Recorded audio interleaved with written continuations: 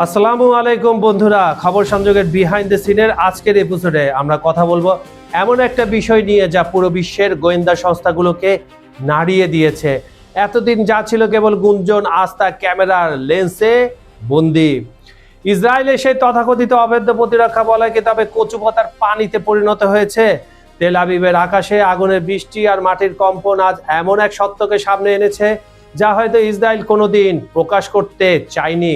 শুধু তাই নয়, দুবাইয়ের বিলাসবহুল হোটেলে মার্কিন সেনাদের টার্গেট করে ড্রোন হামলার খবর কি কেবল গুঞ্জন নাকি বড় কোনো যুদ্ধের মহড়া?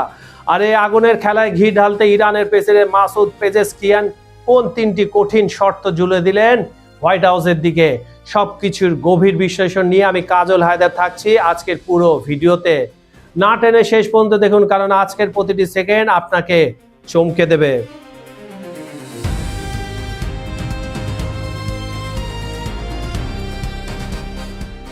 গত কয়েক দশকের মধ্যে মধ্যপ্রাচ্যের আকাশে সবচেয়ে ভয়াবহ অগ্নিগর্ভ রূপ ধারণ করেছিল সম্প্রতি।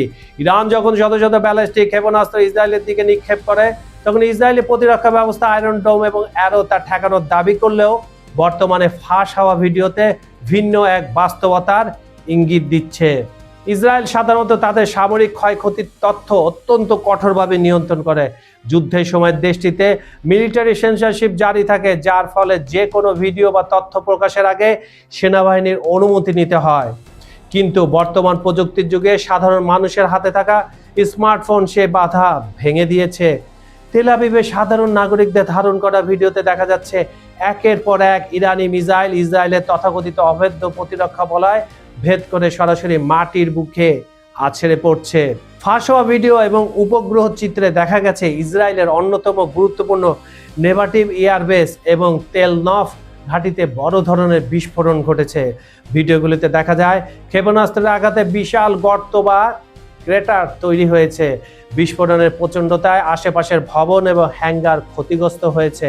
আকাশে আগুনের লেলিহান শিখা এবং ধোঁয়ার কুণ্ডলী স্পষ্টভাবে ধরা পড়েছে। বিশেষজ্ঞরা বলছেন ইরান এবার মূলত ফাত্তা-1 নামক হাইপারসনিক মিসাইল ব্যবহার করেছে, যা শব্দের চেয়ে কয়েক গুণ দ্রুত গতিতে চলতে সক্ষম। এই গতির কারণে হয়তো ইসরায়েলের ইন্টারসেপ্টরগুলো ব্যর্থ হয়েছে।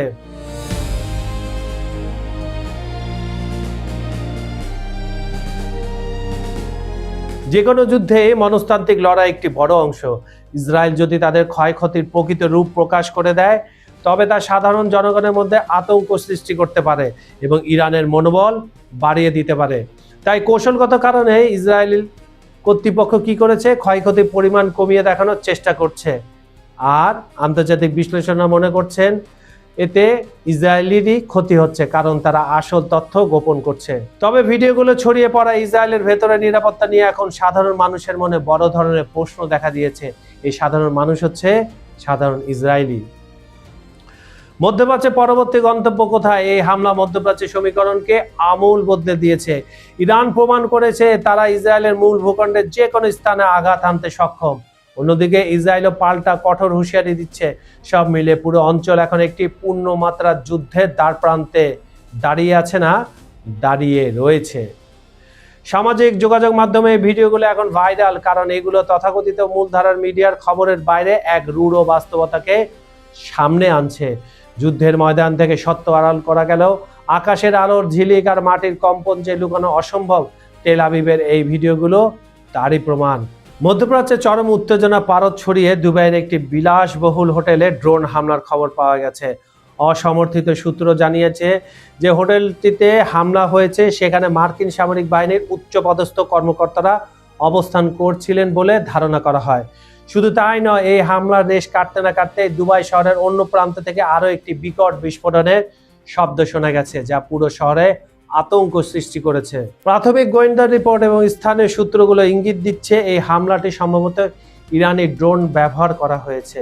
সামাজিক যোগাযোগ মাধ্যমে ছড়িয়ে পড়া ভিডিওগুলোতে হোটেলের ওপরের অংশে ধোঁয়ার কুণ্ডলী দেখা গেছে। হামলার পরপরই পুরো এলাকা নিরাপত্তা বাহিনী ঘিরে ফেলেছে এবং আকাশপথে নজরদারি বাড়ানো হয়েছে।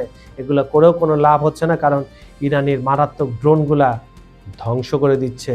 এখন পর্যন্ত এই ঘটনায় কোনো প্রাণহানি বা ক্ষয়ক্ষতির আনুষ্ঠানিক পরিসংখ্যান জানায়নি দুবাই কর্তৃপক্ষ। কর্মকর্তারা বিষয়টিকে অত্যন্ত সংবেদনশীল হিসাবে দেখছেন এবং তথ্য যাচাইয়ে সময় নিচ্ছেন। এটি কি কোনো বড় সংঘাতের শুরু নাকি নিছক দুর্ঘটনা, তা নিয়ে বিশ্বজুড়ে চলছে জল্পনা। পরবর্তী আপডেটের জন্য আন্তর্জাতিক সংবাদ মাধ্যমগুলোর নজর এখন দুবাইয়ের দিকে।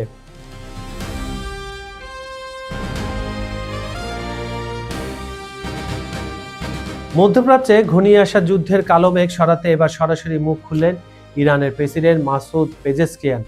যুক্তরাষ্ট্র ও ইসরায়েলের সাথে চলমান চরম উত্তেজনার অবসান ঘটাতে তিনি পরিষ্কার ভাষায় জানিয়ে দিয়েছেন 3টি অটল শর্তের কথা। প্রেসিডেন্টের ভাষ্যমতে শান্তি চাইলে ইরানকে ছোট করে দেখার সুযোগ নেই। তার দাবিগুলো হলো, নাম্বার 1, তেহরানের ন্যায্য অধিকারে পূর্ণ স্বীকৃতি দিতে হবে। নাম্বার 2, যুদ্ধের কারণে হওয়া সমস্ত ক্ষয়ক্ষতি পূরণ করতে হবে। নাম্বার 3, ভবিষ্যতে আর কোনো হামলা হবে না, এই মর্মে আন্তর্জাতিক মহলে দৃঢ় নিশ্চয়তা দিতে হবে। বিশ্ব রাজনীতিতে এই ঘোষণা রীতিমতো তোলপাড় সৃষ্টি করেছে। এখন প্রশ্ন হলো, পশ্চিমারা কি এই শর্ত মেনে নেবে নাকি সংঘাতের পথ আরো দীর্ঘ হবে? বন্ধুরা, ইতিহাস সাক্ষী, অহংকার কখনো অপরাজয় থাকে না। যে আয়রন ডোমকে ইসরায়েল তাদের নিরাপত্তার শেষ কথা বলতো, আর সাধারণ মানুষের স্মার্টফোনে বন্দি ভিডিওগুলো সেই মিথ ভেঙে চুরমার করে দিয়েছে। আর দুবাইয়ের আকাশে ড্রোনের আনাগোনা কিংবা প্রেসিডেন্ট পেজেশকিয়ানের দেওয়া এই 3টি শর্ত সবই ইঙ্গিত দিচ্ছে দাবার চাল এখন বদলে গেছে, এটা চলে গেছে ইরানের হাতে। পশ্চিমারা কি এই শর্ত মেনে নিয়ে শান্তির পথে হাঁটবে নাকি অহংকারে বশবর্তী হয়ে পুরো বিশ্বকে এক মহাযুদ্ধের দিকে ঠেলে দেবে? সময় তার উত্তর দেবে। আপনার কি মনে হয় বন্ধুরা? জি, আপনাদেরই বলছি, যারা আমাদের এই অনুষ্ঠানটা পৃথিবীর বিভিন্ন প্রান্ত থেকে দেখছেন। ইরানের এই 3 শর্তকে মেনে নেওয়া উচিত নাকি ইসরায়েল আরো বড় কোনো পাল্টা হামলার প্রস্তুতি নিচ্ছে? আমরা সবাই জানি ইসরায়েল মুখে মুখে হামলা চালায় এবং ইরানের জনবসতিপূর্ণ এলাকায়, বিশেষ করে ইরানের মাসুম বাচ্চাদের স্কুলে হামলা চালাচ্ছে। সঙ্গে রয়েছে ডোনাল্ড ট্রাম্পের আমেরিকা। কমেন্টে আপনার মূল্যবান মতামত জানান। আপনার একটি মন্তব্য আমাদের আলোচনার গভীরতা বাড়িয়ে দেয়। ভিডিওটি ভালো লাগলে শেয়ার করে অন্যদের জানার সুযোগ করে দিন। আর খবর সংযোগের সাথেই থাকুন দেশ বিদেশে এরকম রূঢ় কিন্তু সত্য বিশ্লেষণের জন্য। আমাদের এই খবর সংযোগের বিহাইন্ড দ্য সিনের অনুষ্ঠানটি আপনারা পৃথিবীর কোন প্রান্ত থেকে দেখছেন কমেন্টে জানান। আজ এই পর্যন্ত, দেখা হচ্ছে আগামীকাল ঠিক একই সময়ে নতুন কোনো চাঞ্চল্যকর সত্যের ব্যবচ্ছেদ নিয়ে। ততক্ষণ পর্যন্ত ভালো থাকুন, সচেতন থাকুন। আমি কাজল হায়দার আজকের মতো বিদায় নিচ্ছি। আল্লাহ হাফেজ।